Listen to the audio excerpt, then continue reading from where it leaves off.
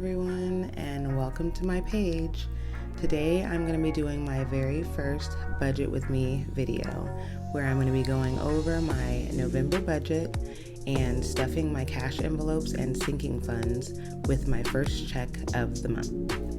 So if that's something that interests you, definitely stay tuned.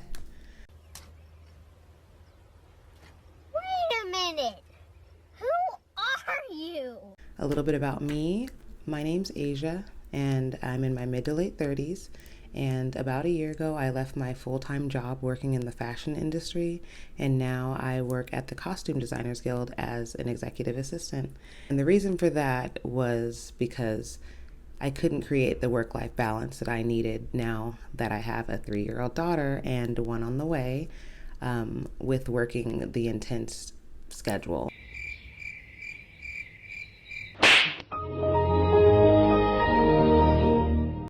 On sets and different things like that. But that's a whole nother story, and if anyone's interested in that, definitely leave a comment below and I can go into that in another video. With that said, I'm going to be going on maternity leave at the end of this month, so it's mandatory that I keep with my budget, save as much as I can, and also grow my side hustles as quickly as I can so that I can supplement my income, because I'm going to be on a disability income for as long as I can to be able to be at home with the baby.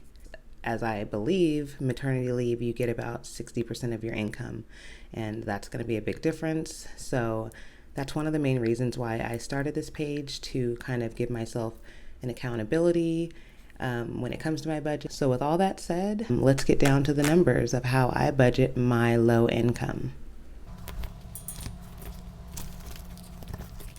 So today I'm going to be going over my November 5th paycheck and budgeting it all the way to zero for my zero-based budget.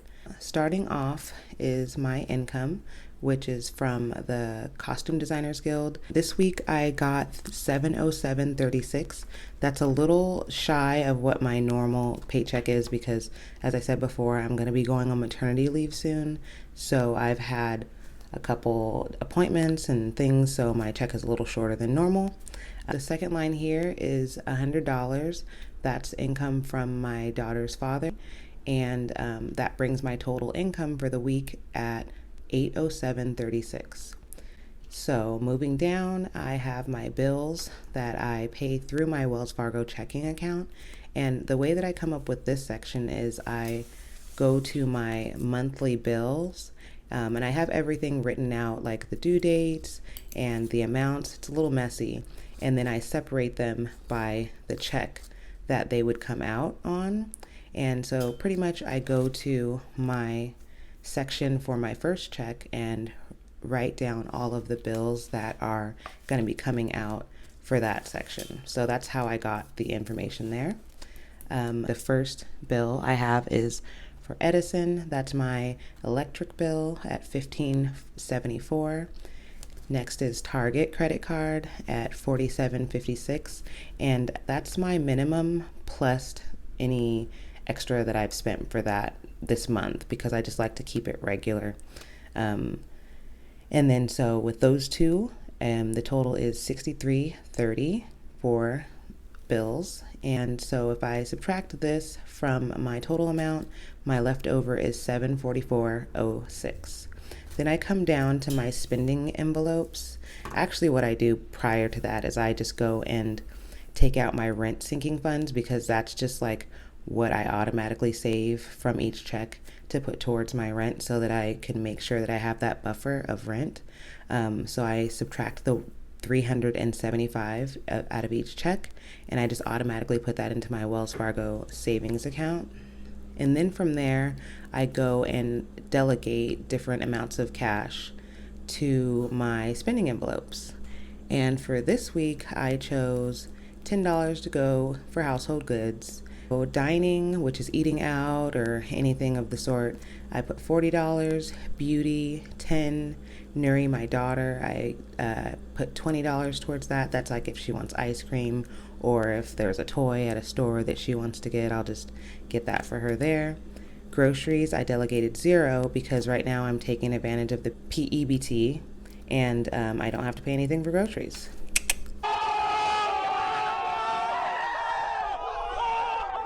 And laundry is getting 10, so I'll just get a roll of quarters. Miscellaneous is just any extra that I need to put if I overspend in any other area. That's going to get 5. Gas is going to get 110, and that's mainly because I drive so far. I drive about an hour and a half each way to get to work, so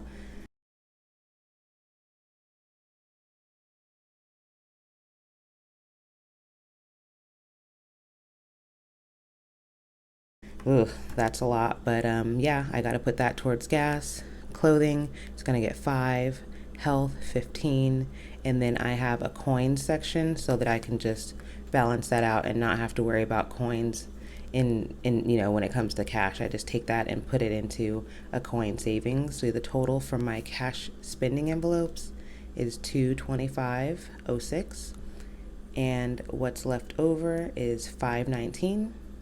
Then coming over to my rent sinking funds, which I kind of already did prior to this, you subtract the 375.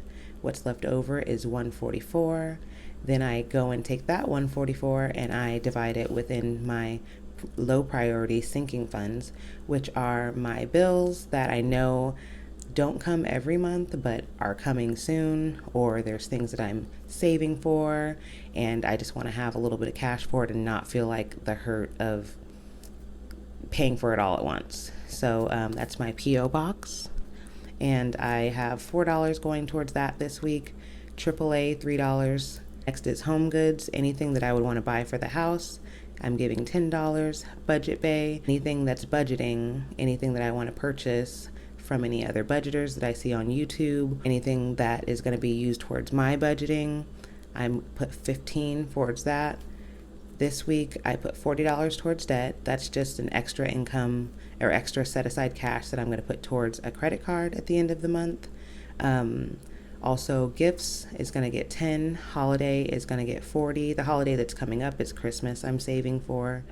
If anybody has any cool ideas of gifts to give people or any cool craft idea to create for people, I would love ideas. So if you can leave that down in the comments.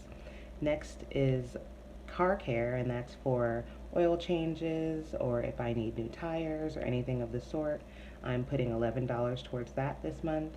Boutique is 11, and that's actually my online boutique. I resell vintage clothing and I want to start creating like a little pocket of money towards that. So that's just extra money if I need to buy supplies or clothing, or if I need to dry clean something or tailor something. I want it to come out of that budget. So the total for all my low priority sinking funds is $144, and I keep this amount in cash in my binders and also a little bit in my Navy Federal savings account. Like if it gets over $100 or something like that, then I will put it into the account, or if I have it there already, I will just keep it there and not move it into cash just for convenience. And then so from that, I've spent the whole 144, and what's left over is 0. And so this week I won't be able to put any cash into my high priority sinking funds, but that's okay. There's always another week. I got to get better. But just to go over it, I have 4 different buckets. That's what they call them on ally.com. And that's one of the reasons why I really like that account, because it kind of like helps you save more, because it's not all just lumped together. It's like separated into different entities that you're saving for. So in mine, I have an emergency fund. I have a savings bucket for my daughter Nuri, and I also have a savings bucket for our home, which is my goal of saving $10,000 to put down a down payment on a home for us. Also, 6 months ahead is another thing that I save towards so that I can have the cushion to be able to have my bills paid. So with that said, that's me budgeting my November 5th paycheck all the way down to $0, so everything has a place. And even if I overspend in one of these areas, it's like I'm only spending $225 in this section. So everything is delegated and it keeps me kind of on track that way. This is my first time filming this type of video, but I have been doing this type of zero-based budgeting for a couple months now, and it's really exciting because I have been seeing growth and seeing my spending diminish, my frivolous spending diminish, and me being able to have more money for the things that I'd like to do, and instead of just like wondering where all my money's going. So if you liked this content, please like my video, subscribe to my page, and comment down below. Thank you so much for watching this video, and please come back and see my other videos in the future. Bye.